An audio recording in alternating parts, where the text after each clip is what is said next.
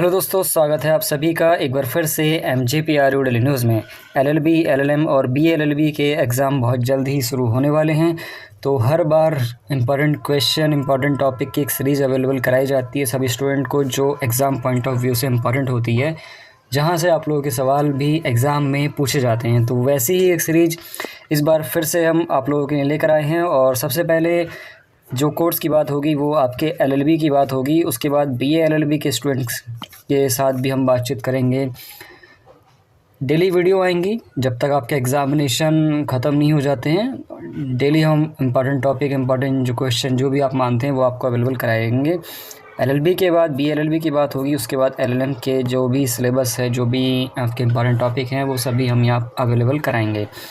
Notes और previous year question paper की अगर मैं बात करूं तो सभी लोग जानते हैं जो MJPRU लॉ और MJPRU LLB टेलीग्राम ग्रुप से जुड़े हुए हैं।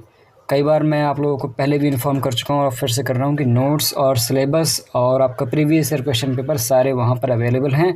वहां से आप डाउनलोड कर सकते हैं, स्टडी कर सकते हैं। जो आपको करना है वो आप उनसे कर सकते हैं। इस वीडियो में आप लोगों के साथ LLB के सेकंड सेमेस्टर के कंपनी लॉ के इम्पॉर्टेंट क्वेश्चन या इम्पॉर्टेंट टॉपिक जो भी आप मान रहे हैं वो यहाँ पर मैं आप लोगों के साथ शेयर करने वाला हूँ। अगर फर्स्ट टाइम वीडियो देख रहे हैं आप, तो जितने भी पॉइंट मैं यहाँ आप लोगों के साथ कंपनी लॉ के डिस्कशन करने वाला हूँ, सारे एग्ज़ाम पॉइंट ऑफ व्यू से इम्पॉर्टेंट हैं और एग्ज़ाम में आते हैं। ठीक है, तो नज़रअंदाज बिल्कुल ना करें। अगर वीडियो देख रहे हैं, 4-5 मिनट वेस्ट कर रहे हैं, तो उनको याद ज़रूर कर लें। एग्ज़ाम में आपके ज़रूर पूछे जाएंगे। तो सबसे पहले हम बात कर लेते हैं आप लोगों के कंपनी लॉ की। कंपनी लॉ में जो सबसे पहला मैं टॉपिक अगर शेयर करूं आप लोगों के साथ, तो वो है आप लोगों के लिए यहाँ पर डॉक्ट्राइन ऑफ अल्ट्रा वायरस, अधिकारातीत का सिद्धांत। ज़्यादा मैं डिस्क्राइब नहीं कर पाऊँगा क्योंकि वीडियो काफ़ी लंबी हो जाएगी कि मतलब अधिकारातीत का सिद्धांत क्या होता है, अल्ट्रा वायरस क्या होता है, ये कहाँ से मिलेगा, सभी लोग जानते हैं। सभी लोग गैस पेपर यूज़ कर रहे हैं ज़्यादातर। जो लोग बुक यूज़ कर रहे हैं तो उनको तो पता ही होगा कि बुक में ये कहाँ मिल जाएगा। तो इसको मैं ज़्यादा डिस्क्राइब नहीं करूँगा, बस इतना आपको बताऊँगा कि कहाँ से कौन सा क्वेश्चन आने वाला है और कितना वो रिपीट होता है। ठीक है, और एग्ज़ाम में आएगा या नहीं आएगा वो तो आप लोगों को पता ही है, क्योंकि पुराने स्टूडेंट जो हैं वो बार बार रिक्वेस्ट भी कर रहे थे इस सीरीज़ के लिए। इसीलिए एग्ज़ाम से काफ़ी टाइम पहले ही हम लेकर आए हैं। अभी एग्ज़ाम में तो आपके काफ़ी टाइम है, लगभग जून के बाद ही वो एग्ज़ाम होने वाले हैं आपके, चाहे सेकंड के हों, चाहे फोर्थ के हों या 6 सेमेस्टर के हों, LLB, LLM, BA LLB, कोई भी कोर्स है आपका। तो सबसे पहला जो टॉपिक है वो हमारा डॉक्ट्राइन ऑफ अल्ट्रा वायरस, अधिकारातीत का सिद्धांत। उसके बाद डॉक्ट्राइन ऑफ इंडोर मैनेजमेंट, यानी कि आंतरिक प्रबंधन का सिद्धांत। इसमें जो कभी कभी एक टॉपिक इस तरह से भी पूछ लिया जाता है कि एक फेमस केस है इसका, royal British bank versus Tarkunde 1856, 6F&B 327 उसका पूरा नाम है। बुक में अगर आपको नहीं मिले तो आप गूगल कर लीजिएगा, वहाँ से आपको मिल जाएगा। वैसे बुक में तो दिया हुआ ही है ये, और उसके साथ ही जो आप भी गैस पेपर वगैरह पढ़ रहे हैं उसमें भी ये दिया हुआ है। तो ये जो क्वेश्चन है 2 तरीके से पूछा जाता है, या तो doctrine of indoor management direct आपसे पूछ लिया जाएगा, या फिर royal British bank versus Tarkunde 1856 F&B 327 करके एक क्वेश्चन बना के दिया जाएगा। उससे रिलेटेड फैक्ट जो भी हैं केस के वो पूछ लिए जाएंगे, और उसके साथ ही डॉक्ट्राइन ऑफ इंडोर मैनेजमेंट को डिस्क्राइब करने के लिए भी कहा जाएगा।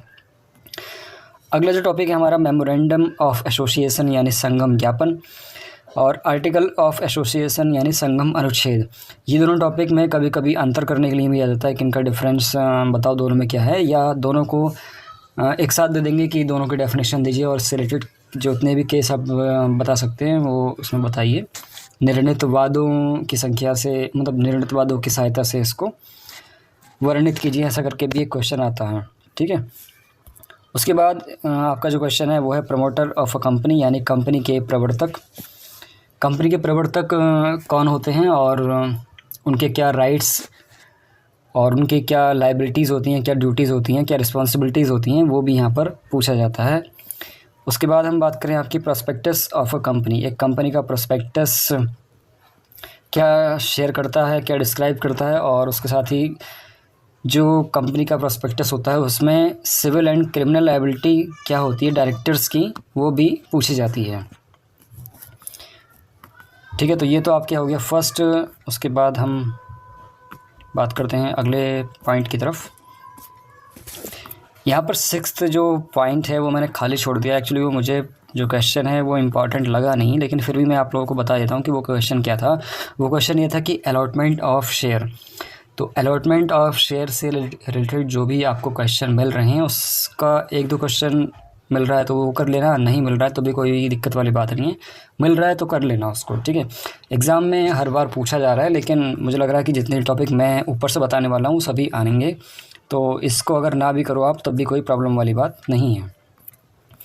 उसके बाद आपने क्वेश्चन नंबर 10 में कभी कभी शॉर्ट नोट मिल जाएगा, या कभी कभी क्वेश्चन नंबर 9 में आप लोगों को शॉर्ट नोट मिल जाता है। शॉर्ट नोट का मतलब ये होता है कि क्वेश्चन नंबर 9 में 3 टॉपिक दे देंगे, 9 में या 10 में, और उसमें आपसे कहा जाएगा कि किन्हीं 2 टॉपिक पर आपको लिखना है। तो जो 2 टॉपिक पर लिखना होता है उनमें रिपीटिव क्वेश्चन आते हैं ज़्यादातर।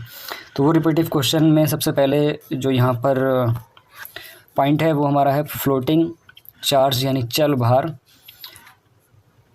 उसके बाद डिबेंचर यानी ऋण पत्र, डिविडेंड यानी लाभांश, annual journal meeting. Annual journal meeting में अगर शॉर्ट नोट मिल रहा है तो ठीक है, इसको कर लेना, वरना एक लॉन्ग क्वेश्चन भी पूछा जाता है जो मीटिंग्स पर होता है, ठीक है। मीटिंग्स क्या होती हैं, मीटिंग्स कितने टाइप की होती हैं, ये भी एक क्वेश्चन पूछा जाता है कभी कभी लॉन्ग में। वैसे तो शॉर्ट नोट में ये हर बार आता ही है, कभी एनुअल जर्नल मीटिंग पूछ लेंगे तो कभी मीटिंग्स पूछ लेंगे, ऐसे करके शॉर्ट नोट में ये हर बार टॉपिक दे रहे हैं। उसके बाद आपका अगला जो पॉइंट है वो है कंपनी लॉ बोर्ड। हिंदी में भी लिखा है तो मतलब मुझे लग नहीं रहा कि कोई प्रॉब्लम इस बार होगी, क्योंकि लास्ट टाइम काफ़ी सारे स्टूडेंट ने कंप्लेंट सिर्फ यही कर दी थी कि इंग्लिश में ही दिए हैं, हिंदी में क्यों नहीं दिए।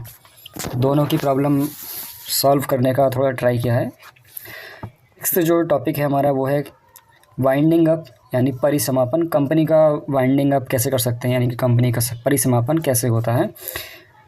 और उसके बाद गवर्नमेंट कंपनी यानी सरकारी कंपनी क्या होती हैं, और फॉरेन कंपनी यानी विदेशी कंपनी क्या होती हैं।